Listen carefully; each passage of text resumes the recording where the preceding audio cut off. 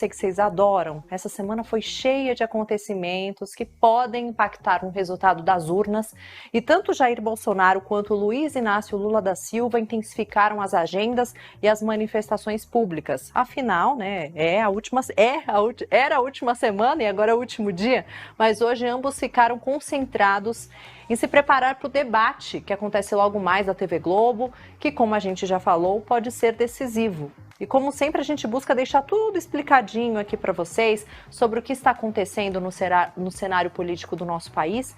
Convidamos o cientista político Eduardo Green, da Fundação Getúlio Vargas de São Paulo, para conversar com a gente. Professor, boa tarde. Seja bem-vindo ao Boletim Metrópolis. Tudo bem? Boa tarde, Larissa. Tudo bem? Então vamos lá. Vamos conversar aqui com ele. Qual que é a relevância desse último debate de logo mais para o processo eleitoral, professor? O senhor analisa realmente como um fato muito importante para os eleitores ou nem tanto? Não, qualquer debate numa democracia é importante porque é uma maneira que os eleitores têm de tomar conhecimento do que pensam candidatos que querem ocupar o principal cargo do país, que é a presidência. Então, isso, por definição, sempre ajudará. E nessa medida, a expectativa é que este debate ele consiga superar, em termos de qualidade daquilo que vai ser discutido, os outros, no qual a tônica ficou marcada apenas por uma tentativa de desconstrução do oponente. Então, essa é a expectativa. A segunda questão é que nós temos ainda um número de eleitores e de eleitoras, ele é muito residual, mas que ainda está indeciso. Ou aquele eleitor ou aquela eleitora que até o momento tem se manifestado com uma probabilidade de anular o voto, de votar em branco. E para esse eleitor que ainda tem algum grau de indecisão, bem como também para aqueles 7% de eleitores que dizem que podem ou votar em Lula ou votar em Bolsonaro, porque nós temos cerca de 92% dos eleitores e eleitoras ontem pela pesquisa da Datafolha que tem o seu voto absolutamente decidido, ou seja, colocando em outras palavras e resumindo, nós ainda temos um contingente pequeno de eleitores e de eleitoras que pode ser mobilizado, por exemplo, Sim. por algo que venha a ser dito de positivo ou algo que algum candidato, porventura, escorregue e falou que não deveria ou se manifestou de maneira pouco clara. Então, é nessa medida que esse debate, numa eleição tão polarizada como a nossa, também adquire importância. Sim, professor. Agora, e o fato de Lula ter vencido no primeiro turno, né, estar ganhando na maioria das pesquisas até agora, é uma vantagem para ele no debate? Ou nessa hora não faz tanta diferença? Não, faz toda a diferença. Bolsonaro deverá vir muito mais agressivo, porque Bolsonaro esgotou todas as cartadas que tentou esta semana. A última é essa atrapalhada da questão das rádios, que não resultou em nada. Tanto é que o ministro das Comunicações, Fábio Faria, hoje veio a público dizer que se arrepende. Então, para Bolsonaro, é uma cartada decisiva e, nesse sentido, ele virá, a meu juízo, fortemente amparado em jogar as mesmas críticas que ele já fez ao ex-presidente Lula, que se mostrou um pouco mais enredado, com mais dificuldade para responder, sobretudo a questão da corrupção durante os governos do PT, os episódios envolvendo o Petrolão, as questões que envolvem a dificuldade que o PT tem de lidar com certas agendas de costume, bem como também, mais uma vez, o tema referente à perseguição de cristãos, o apoio das ditaduras chamadas comunistas na América Latina e o tema da ideologia de gênero. Então, para Bolsonaro, ele precisa partir para o ataque. Já Lula, se sair do debate empatado, ele ganhou, porque ele já está na frente. Então, acho que Lula ele não pode confundir apatia, como ele teve em alguns momentos no debate da Bandeirantes, com o fato dele jogar com a vantagem da regra, utilizando uma linguagem futebolística. Perfeito, professor. Agora, ontem tivemos debates também nos estados, né, onde vai haver segundo turno. Em São Paulo, Fernando Haddad, do PT, e Tarcísio de Freitas, do Republicano, se enfrentaram. A gente pode dizer que este embate foi uma prévia do que deve acontecer no plano nacional logo mais? Não é uma prévia, porque nós tivemos já 2 debates entre Tarcísio e Haddad que foram muito civilizados. Foram debates duros do ponto de vista do enfrentamento político, que é esperado, mas debates propositivos, debates onde a sociedade paulistana teve a oportunidade de contrastar duas visões sobre vários aspectos muito relevantes. Por exemplo, ontem ficou muito claro que há uma proposta defendida por Tarcísio de privatizar a Sabesp. Já a campanha de Haddad, o candidato Haddad, entende que a Sabesp tem que seguir mantendo-se como uma empresa estatal importante, porque a água não é um bem que deva ser comercializado. Eu utilizo só esse exemplo para mostrar que este tipo de debate propositivo, muito dificilmente, para não dizer que será virtualmente impossível de ele se reproduzir hoje no debate da Globo, porque aí não é tanto um problema, a meu juízo, da falta de disposição do ex-presidente Lula de fazer esse debate. É que eu acho que o presidente Bolsonaro não tem capacidade de atuar num debate com essa perspectiva, porque a sua lógica é sempre a do confronto. A sua lógica é sempre a da destruição do que ele julga ser não adversário político, mas um inimigo. Então, acho que, infelizmente, não será esse o tipo de debate que nós vamos assistir, eu acho, hoje à noite, entre Bolsonaro e Lula.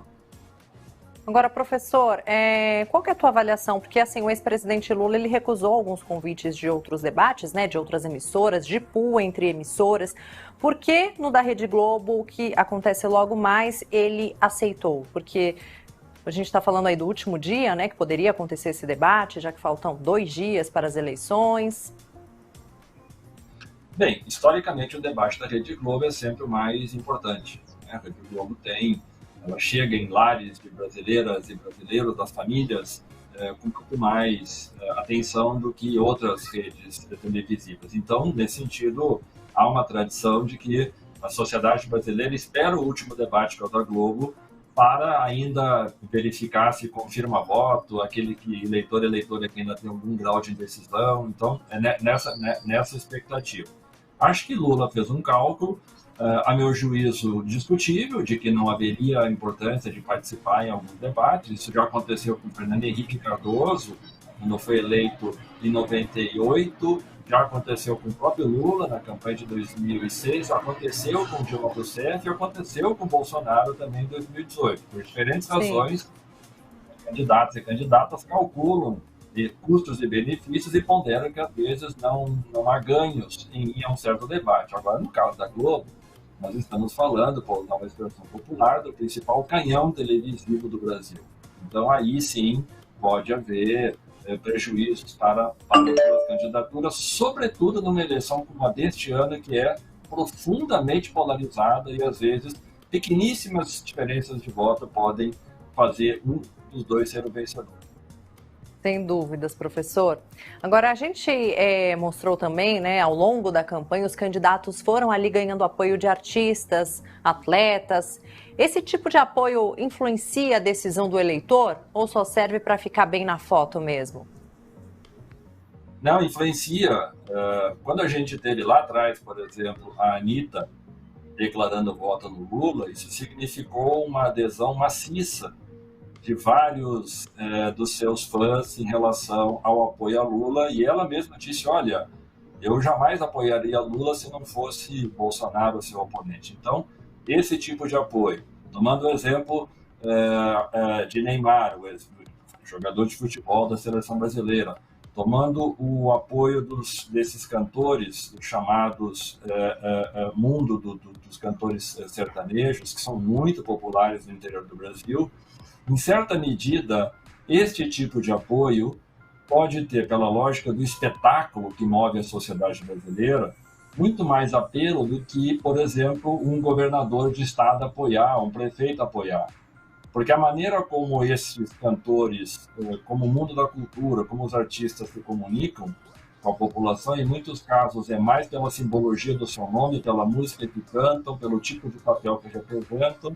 Isso gera afetivamente alguma relação com o eleitor e com a eleitora, que não é necessariamente mediada por questões de ordem política, que é o que leva governadores, deputados, senadores, prefeitos a apoiar algum candidato. Então, sim, isso é um elemento considerável na campanha. Não fosse considerável, não haveria esse esforço dos candidatos e das candidatas de buscar esse tipo de apoio, né? E nessa eleição isso tem sido cada vez mais recorrente. Perfeito, professor.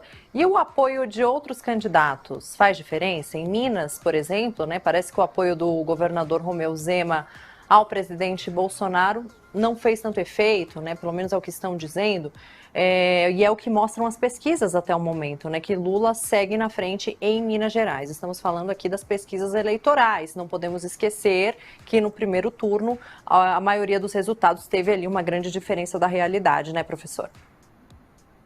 Não, em alguns casos é possível que candidatos produzam alguma modificação de voto. Agora, particularmente o exemplo que você comentou do Zema, é importante lembrar, Zema como governador não elegeu nenhum prefeito em 2020, Zema não elegeu nenhum deputado federal no seu estado, Zema elegeu 2 deputados estaduais. Então, Zema não ao que tudo indica, alguém que tem capacidade de influenciar a mudança de voto. E isso está evidenciado pelo que se vê até agora, no desempenho eleitoral, no qual Lula segue na frente no seu estado.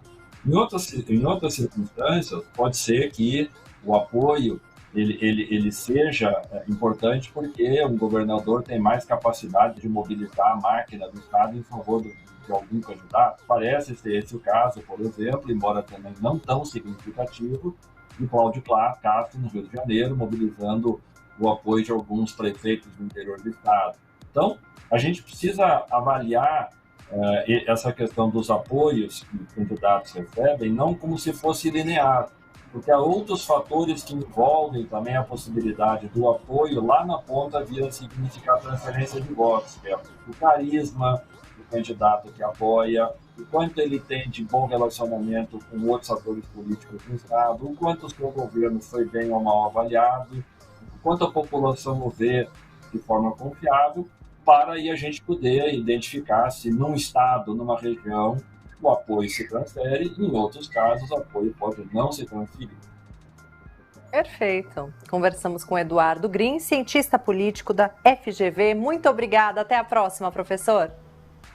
Obrigado, Larissa. Sempre um prazer estar com vocês. O prazer é nosso. Muito obrigada pelas explicações.